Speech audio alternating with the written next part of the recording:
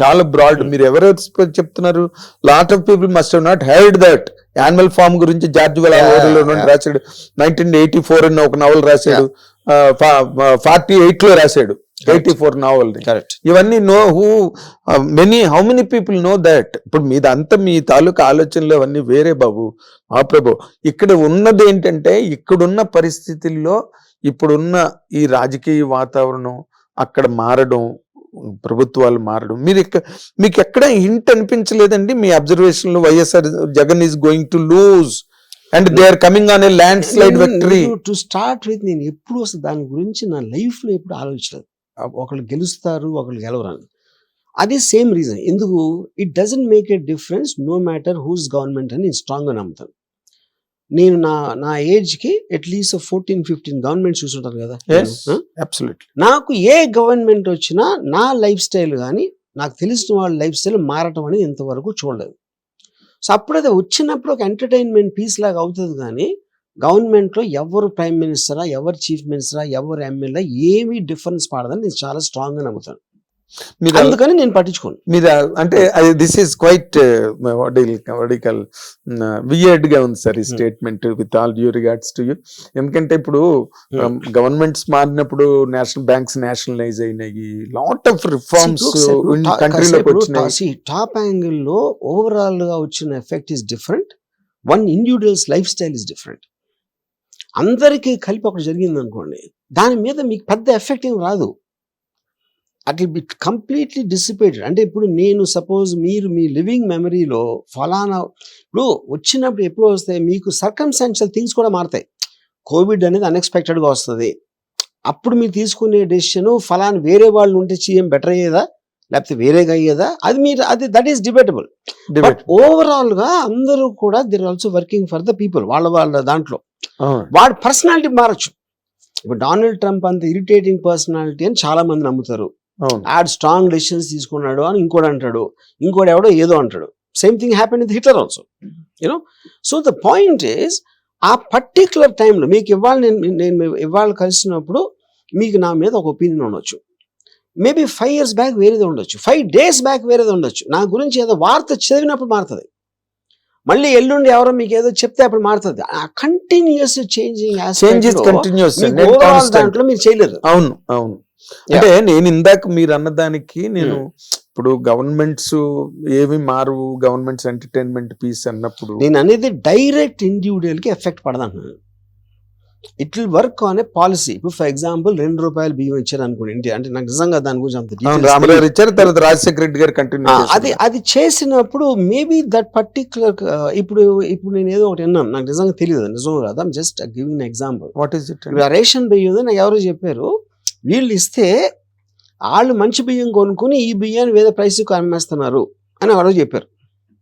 మీరు ఇప్పుడు మీరు పేదవాడు అనుకో, మీకు ఇచ్చానండి ఒకటి ఏదో నాకు ఆ టైంలో. సపోజ్ నేను ఒక అందరికీ ఇది కావాలి అని నేను అనుకున్నాను. ఎవరు చెప్పారు నాకు? ఎవరు పక్కన అడ్వైజర్స్ చెప్పారు, వీళ్ళందరూ ఇచ్చారు. క్యాలిక్యులేటర్ ఇచ్చాం అనుకోండి చిన్నపిల్లలకి. సపోజ్ ఆ క్యాలిక్యులేటర్ ఆడు బఠానీకు దానికి అమ్మించాడు అనుకోండి ఒకవేళ, అది డిఫీట్స్ ద పర్పస్ కదా. కానీ దాన్ని మీరు ఎలా ఆపుతారు? సో మీరు వాళ్ళ గురించి అనుకోవటానికి వాళ్ళు ఏమనుకుంటున్నారు అనే దానికి ఈ సినిమాలో మేము ఎందుకు తీసాం, ఎందుకు ఫ్లాప్ అయింది అన్నంత డిఫరెన్స్ ఉంటుంది. అవును. ఎవడన్నా కూడా సినిమా ఫ్లాప్ అవ్వాలని తీస్తాడా? ఎవడు తీయడు. ఏ పాలిటీషియన్ అయినా ప్రజలు ఎదురొస్తుందని చేస్తాడా? ఒక పాలసీ చేస్తాడా? అదే చెప్తున్నా, సేమ్ థింగ్. అప్పుడు మీరు మీ క్యాలిక్యులేషన్ లో మీరు తప్పవచ్చు. అప్పుడు సినిమా ఎంత కష్టమో అనలైజ్ చేయటం, మీ పర్సనల్ లైఫ్ లో మీ పెళ్లి డెసిషన్ కూడా అంతే కష్టం.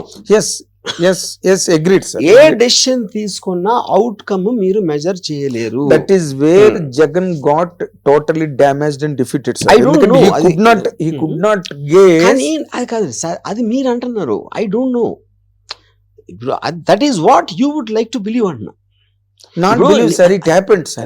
It happened, but అదే రీజన్ అని మీరు ఎలా బలగొద్దలు కూడా చెప్తారు? మీరు ఇప్పుడు ఎందుకు ఫెయిల్ అయ్యారని కూడా ఒపీనియన్ డిఫరెన్స్ ఉంటాయి కదా. ఐఎమ్ షూర్ నాకు తెలీదు, I don't want to know also. నేను ఏమన్నానంటే, ఇప్పుడు ఒక సినిమా రిలీజ్ అయిందని, నేను సినిమా ఉంది కాబట్టి ఎగ్జాంపుల్ వేస్తాను. Of course. ఒకడేమో అసలు సినిమా మరీ లెంగ్త్ అయిపోయిందని అంటాడు, ఇంకోటి సెకండ్ హాఫ్ పండలేదు అంటాడు, ఇంకోటి సెకండ్ హాఫ్ బ్రహ్మాండంగా ఉంది అంటాడు. ఫస్ట్ హాఫ్ బాగాలేదంటాడు. ఇన్ని రకాల ఒపీనియన్స్ సేమ్ దాని మీద వస్తే ఏ పర్టికులర్ రీజన్తో ఫెయిల్ అందని ఎవరన్నా ఎలా ఖచ్చితంగా చెప్పగలుగుతారు? Same thing with goes political party. అవునండి, నేను మీ ఒపీనియన్ మీరు క్లియర్గా చెప్పగలుగుతారు కానీ you can't speak for every one. అది నేను చెప్పేది. బట్ ఇట్ ఈస్ ఇప్పుడు సపోజ్ నాకు ఒక ఎగ్జాంపుల్, నాకు ఒక పర్టిక్యులర్ చాలా కరెక్ట్గా ఏమంటారు దాన్ని ప్రెడిక్ట్ చేసిన, వైసీపీకి ఎన్ని సీట్లు వస్తాయో పర్ఫెక్ట్గా ప్రెడిక్ట్ చేసిన ఒక అనలిస్ట్, ఏమంటుంది దాన్ని పోల్ ఎక్స్పర్ట్స్ ఉంటారు కదా, అందులో నేను మాట్లాడుతున్నప్పుడు అతను ఏం చెప్పాడంటే నాకు బిగ్గెస్ట్ రీజన్ ఫెయిల్యూర్కి లిక్కర్ పాలసీ అని చెప్పాడు.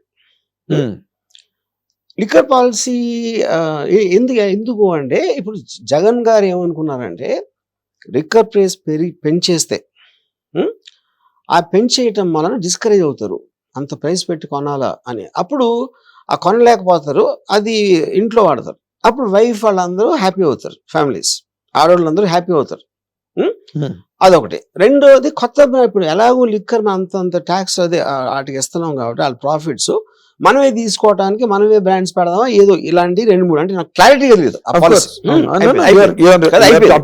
అప్పుడు తను ఏమన్నాడంటే ఇది ఆయన అనుకున్నారు, జనం ఏమనుకున్నారు, వీళ్ళు రేట్ పెంచితే ఇంట్లో తిండి కూడా పెట్టమా అనేసి దానికి ఖర్చు పెట్టారంట. ఒకటి. రెండు, ఆ మంది ఏదో బాగాలేదు, ఆ బ్రాండ్ అలవాటు లేదు, ఏదో కారణంతో ఆ కోపం వీళ్ళ మీద చూపించి వీళ్ళని కొట్టేవారు, ఎవరు భార్యల్ని. అప్పుడు వీళ్ళు భర్తల్ని వదుకోలేరు, అప్పుడు ఎవరిని వదుకోగలుగుతారు? జగన్ వదుకోవచ్చు. ఇప్పుడు ఇదా కాదా నాకు తెలియదు, కాదు నేను చెప్పేది ఏంటంటే ఇది నేను ఎందుకు కనెక్ట్ అయ్యానంటే నేను డ్రింక్ చేస్తాను కాబట్టి, నేను పర్సనల్గా. ఇప్పుడు నేను డ్రింక్ చేయకపోతే అదే ఎలా అయినవ్వండి అనేది I'm not very sure about it. అదే నేను చెప్పేది. సో ప్రతి ఒక్కటి కనెక్షన్ వాడికి వేరే వేరే రీజన్స్ ఉంటాయి అంటున్నాను నేను. ఇప్పుడు ఇందులోనే సార్ మీరు అందాక ఓ మాట మన బిగినింగ్ ఆఫ్ ది డిస్కషన్ లో అప్పుడెప్పుడో నేను చేసిన దానికి ఇప్పుడు రియాక్షన్ ఏంటి అన్న దాని మీద పాయింట్. ఇప్పుడు తిరుపతి లడ్డువే తీసుకుందాం. తిరుపతి లడ్డు 5 ఏళ్ళు it was really blemishes. Tirupati laddu అన్నది that is a sentiment for us, that is a ritual for us all over the world for lord Venkateswara భక్తులందరికీ. But after they came to power, Telugu Desam Janasena BJP కూటమి ప్రభుత్వంలోకి వచ్చిన తర్వాతనే దాని మీద ఒక ఎంక్వైరీ జరిగింది. అప్పటి వరకు తిరుపతి కొండ మీద ఉన్న అధికారులు కూడా మాట్లాడలేదు. ఇప్పుడు దాని మీద అన్ని కూడా రిఫార్మేషన్స్ అక్కడ జరుగుతూ ఉన్నాయి. ఆ యాంగిల్లోనే ఇప్పుడు because they are in to power now, all that was ridiculed, that all that was derided, disdained, everything is coming to surface now. దాన్ని can anybody challenge it sir? Challenge what exactly? ఇప్పుడు ఆ రోజున తిరుపతి లడ్డు 5 ఏళ్ళు జరుగుతున్నప్పుడు తిరుపతి అధికారులకు తెలియదా కొండ మీద జరుగుతున్న అధికారులకి? ఇప్పుడు నాకు because I have zero knowledge about that whole aspect of Tirupati laddu, అసలు నేను తెలియదు కదా దాని గురించి ఏమి.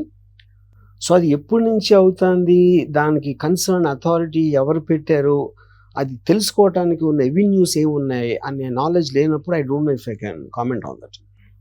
అంటే ఇప్పుడు ఫర్ ఎగ్జాంపుల్ నేను చిన్న ఆఫీసు, నాకేమో మా అయితే 10,000 మంది ఉంటారు నా దగ్గర, వాళ్ళల్లో ఏమేం చేస్తున్నారు కూడా నాకు తెలియదు. ఎందుకంటే నేను I will concentrate on what I think is the most priority చేసి నేను మిగతా వదిలేస్తాను. అవునండి. I will suddenly get to know one day ఇది జరిగిందని. మీరు ఏది చెప్పినా నేను నమ్ముతాను సార్, ఎందుకంటే I know you very well.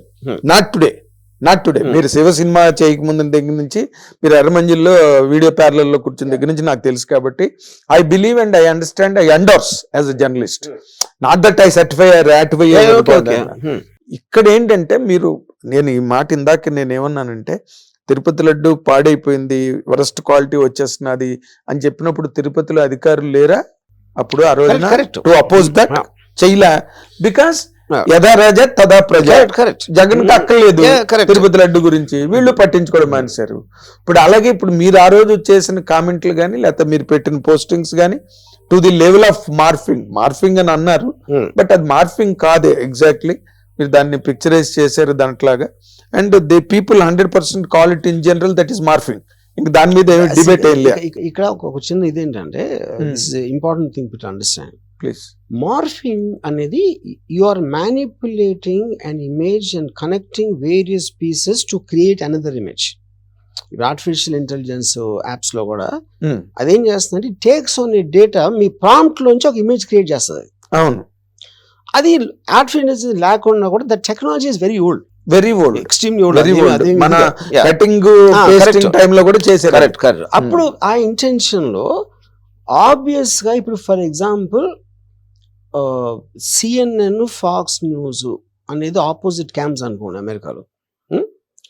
ఒక టాప్ జర్నలిస్టులు సిఎన్ఎన్ లో ఉంటారు, ఇక్కడ ఏమో ఉంటారు. వీళ్ళందరూ కలిసి ఒక చోట కూర్చొని మాట్లాడుతున్నట్టు ఒకడు క్రియేట్ చేసాడు వాడు. ఉమ్, అప్పుడు ఏంటి అక్కడ ఇంపార్టెంట్ థింగ్ ఏంటంటే మీరు అర్థం చేసుకోవాల్సింది, సిఎన్ఎన్ ఫాక్స్ వాళ్ళు కూర్చొని మాట్లాడటం అనేది జరగదు, ఎవ్వడు నమ్మడు. కానీ ఇది కూడా చూపించగలుగుతుంది, ఇలాంటి జరిగిందని చూపించగలుగుతుంది అని వాడి ఉద్దేశం ఉమ్. అది చేయటానికి. అప్పుడు ఆ ఇంటెన్షన్ లో అంటే కొన్న పవర్ ని డెమాన్స్ట్రేట్ చేయడానికి ఆడు చేశాడా, లేకపోతే వీళ్ళు గురుపుటానికి చేస్తున్న అందరు లోపల లోపల కలిసిపోయారని చేశాడా అనే ఇంటెంట్ అనేది ముఖ్యం. వాడి అలాంటి క్రియేటివిటీని దాంట్లో- చూపించడానికి అది నేను చెప్పేది. అప్పుడు నేను నా మీద మీరు ఇందులో ఏ యాంగిల్ తీసుకున్నారు సార్ ఇది ఇందులో when you posted your thing? ఏది అదా ఇప్పుడు నేను ఫస్ట్ ఆఫ్ ఆల్ పోస్ట్ చేసిన లేదు నాకు తెలియదు. అదే చెప్తున్నానండి. అది ఇప్పుడు మా లాయర్ కూడా ఏమంటున్నాడు, ఫస్ట్ ఆఫ్ ఆల్ జరిగిందా నాకు ఒక 1 year బ్యాక్ 1000 ట్వీట్ల తర్వాత పెట్టడం లేదు, నాకు ఎలా తెలుస్తుంది? అప్పుడు వాళ్ళు ప్రూవ్ చేయలేదు. ట్విట్టర్ అకౌంట్ లోంచో ఎక్కడి నుంచో అక్కడి నుంచో తీయాలి కదా అది. దానికి మీ లాయర్ ఏమంటున్నాడు, క్లౌడ్ లోకి వెళ్ళిపోతుంది అది. నేను అదే అంటున్నానండి, అది పోలీసే కదా చేసేది, మేము ఎలా చేస్తాం? అది పోలీసులు మాత్రం మనుషులే కదా సార్. వాళ్ళకి యాక్సెస్ ఉంటుంది కదా కంపెనీస్ నుంచి, అక్కడి నుంచి క్లౌడ్ నుంచి తీసుకోవడానికి. వాళ్ళు ఆథరైజ్ పీపుల్ కాబట్టి వాళ్ళకి జరుగుతుంది కదా. But they